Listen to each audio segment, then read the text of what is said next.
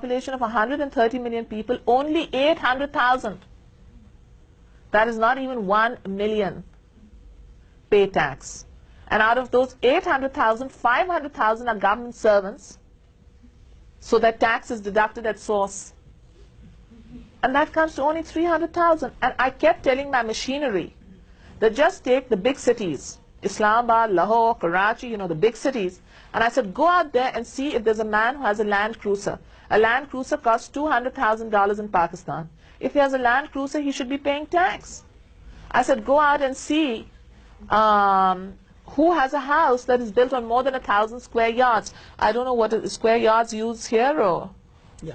1,000 square yards. I said, if you can afford to have a house on 1,000 square yards, you can afford to be paying tax. But the machinery would not act. And then I said, let's privatize taxation. And when I said, let's privatize taxation, because somebody came up to me with a proposal and said that you give me a market. There was a market in a city called Lahore, and they said, you give me market, and I will sign an agreement with you that I will give you 30 times more revenue than you are presently collecting. So I said, that sounds good. And as soon as I said it, they said, it's corruption. Why aren't you having a tender? Now, in a tender, anybody can come forward. I have no guarantee that they're really going to give me 30 times more or not. Somebody who's come up with the idea, who's been innovative enough, taken the initiative, should be rewarded for their innovation or their initiative. So in Pakistan, it's a lot of gridlock, you know. Even if you have ideas, how do you break through? And I think the first thing that we needed, which I wanted to do, I said, in my third year in office, you know, because the first year I thought the bureaucracy is going to do it for me.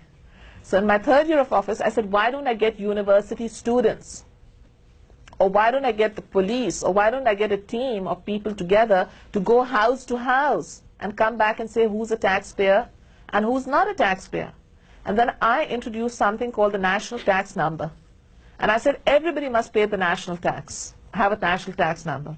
And I said, anybody who does not have a national tax number and goes to buy a car, which costs $100,000, will have to pay 15% as a fine, because that means they have enough money to be paying tax. And I said, anybody who wants to fly to America, which costs about $5,000 round trip, which is a lot of money for Pakistan because we have purchase power parity and all that, I said they should be paying tax. Well, as soon as I went, they changed it, because I had said that if I was buying and I showed my card, I was exempt. So they said that you could buy as long as I showed my card, you'd be exempt. So obviously you're not collecting taxes. So I think what we need to do is have a legislation which is broad-minded, with the opposition and the government equally represented.